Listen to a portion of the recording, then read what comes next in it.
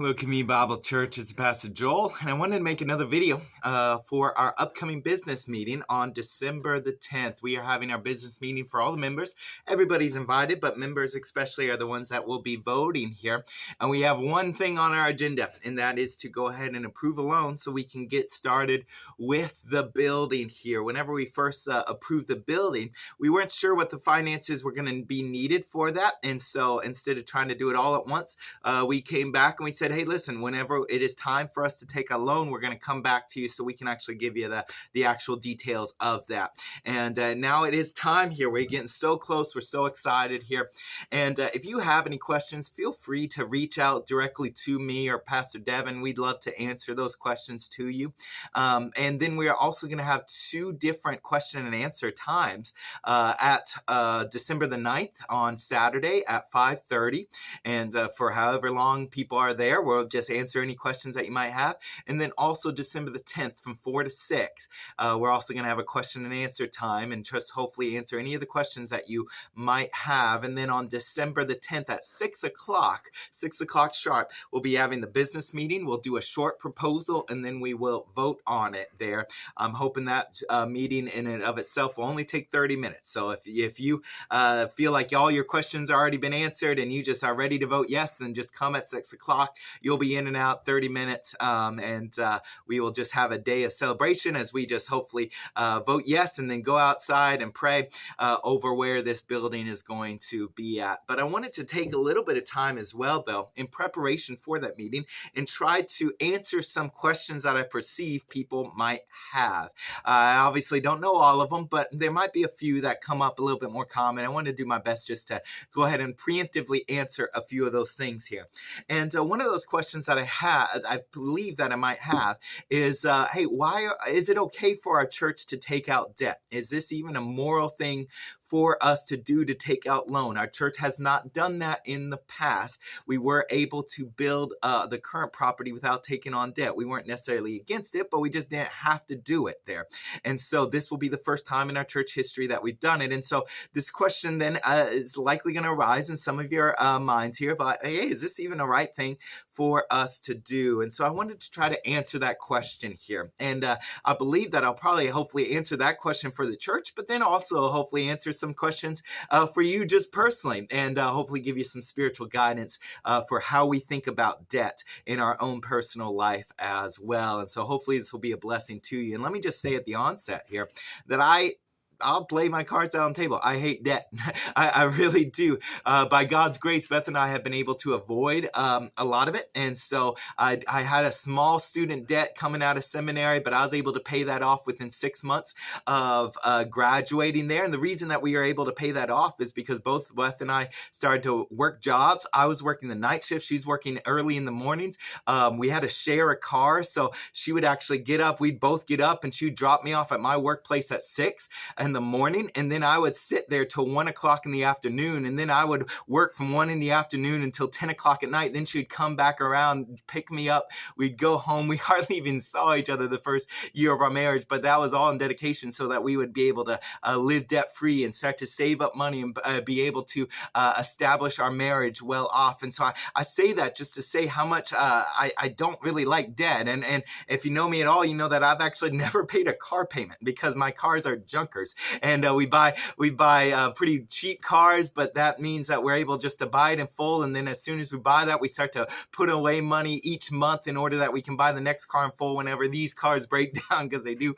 And so we have tried to really live our life as much as we can debt free. The only debt that we really carry month to month is our mortgage. And much like many of you, we had to actually take on a mortgage. I couldn't actually just write a check, unfortunately, for the $100,000 whatever dollars to buy a brand new house, and so we had to take out a mortgage there. And so that's the only debt that Beth and I will carry month to month there. And so I want you to know that about me, that I'm not somebody that actually seeks after debt, encourages people to go after debt, and that would be the same principles that I would encourage each and one of in every one of our church members to have as well, to avoid as much debt as possible there. Because in Scripture, there are some wonderful truths here for us. And it does even teach us about debt and taking out loans and things like that. And one of the most famous verses about that is going to be found in Proverbs 22, verse 7. Proverbs 22, verse 7 says, "The rich rules over the poor, and the borrower is a slave to the lender." The borrower is a slave to the lender. And so whenever you take out a loan, then at that point, you do become a slave to the person who gave you that. Because think about it, if I don't pay my mortgage, that bank now can come in and take my home away. If you don't pay your car payment, that the bank can come in and take that car away. If you don't pay your credit card, that eventually you can have your wages garnished. You can have all these other things taken away from you, and you have no other choice. Why? Because you have entered into an agreement there. And so now you might be asking yourself, saying, Joel, you're going to be asking us to vote yes on the loan, and you just spent the last 5 minutes talking about how awful loans and debt is. Well, yes, because there's more to it than just that. Do I think that taking out a loan is often unwise? Yes, I do. Do I think it's always unwise? No, I do not. Do I think that taking out a loan or going into credit card debt or things like that can be sinful? Yes. If you are buying things and not being a good steward of the money that God has given you, yes, that is a sinful thing. Do I always think it is sinful to go into debt? No, I do not. And so let me try to explain this for you, and then eventually explain why we feel like it's still a good and right thing for us to do as a church. I already mentioned to you Proverbs 22, verse 7, where it says that the borrower is a slave to the lender. Proverbs 22, verse 6, the verse right above it, is also another famous verse, one that you probably have heard before. Proverbs 22, verse 6 says, "Train up a child in the way that he should go. Even when he is old, he will not depart from it." Now, that's another verse that you probably heard many, many times here, and it just teaches us that as we train up our children, hopefully in following after the Lord, that they will continue to follow after the Lord. And that is often true, isn't it? As if you have a good Christian family, many of those children are going to be raised up in the love of the Lord, and they're going to be in church the rest of their life. They're going to follow after the Lord the rest of their life. But it's not always true, is it? That we have all seen wonderful families, even here in our church, wonderful families, wonderful parents that have tried to train up their children in the way of the Lord, and yet those children still consciously chose to walk away from the Lord. And so what we need to realize whenever we read the book of Proverbs is that it is wisdom literature, meaning that it's teaching us wisdom, but it's not necessarily going to be saying this is an absolute truth in every single circumstance here, because we all have seen that not every child that is brought up in the love of the Lord continues on in that. And so what do we do with that? We just need to understand that this is a wisdom. This is something that is often true. It's a good principle to build your life on, but understand that there are going to be exceptions to that rule. And we understand that when it comes to Proverbs 22, verse 6. And I think we also need to understand it when we come to Proverbs 22, verse 7, the very next verse. We need to be consistent in how we apply the Bible there as well and understand the Bible. And so for Proverbs, it's teaching us that there is a principle of, it's not a wise thing to go into debt, but it's not necessarily always going to be morally wrong. And as an example of this as well, in the book of Matthew now, if we go over to the New Testament, we hear another kind of a wisdom principle in a parable. Jesus told parables, much like the Proverbs, they taught a principle there. And in Matthew 25, there's a parable of the talents. I'm not going to read it all because it's long, but I encourage you to. Matthew 25, you can look it up there. There's 3 servants, and in the way there's a master that goes away and he gives his servants all a set amount of money. They call them talents at that point, but it was a large amount of money. And the first one, he gave him 5 talents.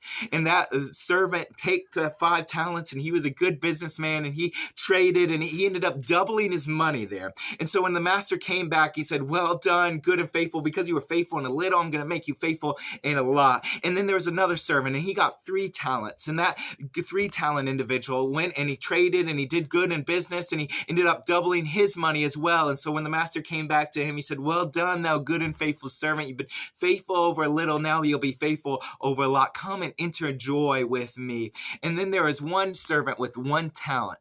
And he was scared because he knew his master was a shrewd businessman. And that shrewd businessman, he was scared of losing the money.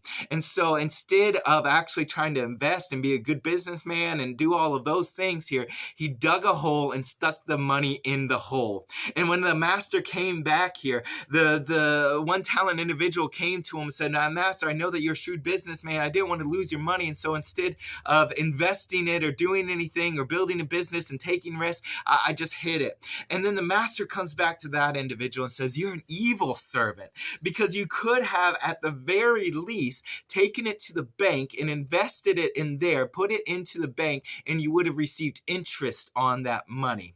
Now, the principle that's being taught here is not about loans. It is not about money even per se or anything like that, but rather it's speaking about making the most of what God has given us in all walks of life here. But yet, I do think it's important to note that Jesus used this idea of putting money in the bank and receiving interest on that. That is still the very same concept of loan. Is whenever you have received money from somebody and you pay interest and end up giving them back more money. That's the same exact concept there. And so I don't think that Jesus would have used that concept if it was always going to be morally wrong to receive interest on money, to take out a loan or anything like that. But rather, he uses a concept that could be wrong in certain circumstances, or it still could be a good and wise thing, just depending on how you use that wisdom here. And so in all walks of life, where whether this is talking about the church or whether it's talking about your own personal finances, we need to use a lot of wisdom before we enter into an agreement to take out a loan or take out debt. It should never be done frivolously, and it should never be done without a clear plan that we can make the payments and pay it back, and this is not going to put a financial burden on you or on this church. And by God's grace, we truly, truly feel like that is where we are for our church. We know that if you've been coming at any length of time, you know that we're out of space here at Community Bible Church. We have 4 services. What's crazy to think about is we are only about 14 months away from starting our 3rd service. So 14 months ago, we were still at 2 services. It was the 9:30 one and the 11 o'clock is when we had it, the last 2 services now. Now, those services today are just as full as they were back then. And so in the last year, equivalently, we have pretty much grown by what you see in the 8:15 service and what you see in the Saturday night service. That's over 200 plus people that we have grown by the last year alone. We are just growing as so quickly here that if we have another year like the one that we had last year, we just simply will not have the space to put anyone, because at a certain point, nobody wants to come to church at 5 a.m. on a Tuesday, right?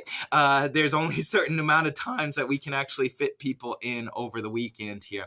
And so right now we are just so crammed that we need to move very quickly in order for us to continue to reach this community that God has called us to do. But because it has grown so quickly here, raising funds takes a little bit of time.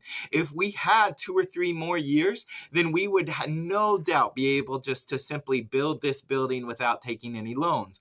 But unfortunately, we don't really feel like we have that 2 or 3 years, because eventually, if things go on the way that they are, we will literally have to turn people away and say, we do not have room. It is unsafe for you to enter into this building by law.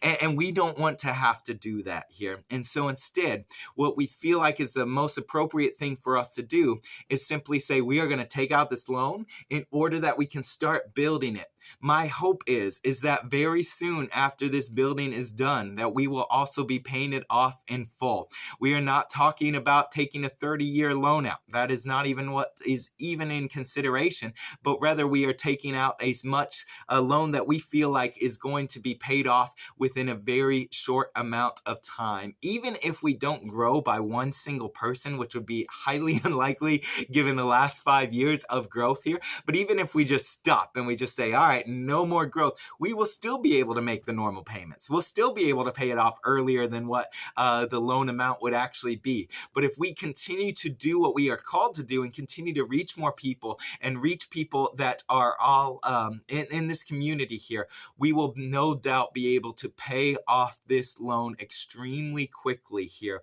We have already been putting away on average over $10,000 a week, and that's a conservative estimate of just extra savings, trying to save up for this building, and we believe that we're going to be able to continue to do that, plus much more here. And so God has just been so good to us, and this is just us taking out a step of faith and saying we are going to go ahead and get this process started, and then we're going to work really, really, really, really hard to make sure that we get out of debt as quickly as we can, so then we can go back and start sending out even more money to the mission field, sending out more church plants, sending out more just ministries and supporting ministries both locally and internationally as well. But I'm going to continue making on a little bit more of these videos as well leading up into December 10th meeting. So I encourage you to continue to check back on our YouTube page here as well as we just talk through some of these items. Have a blessed day.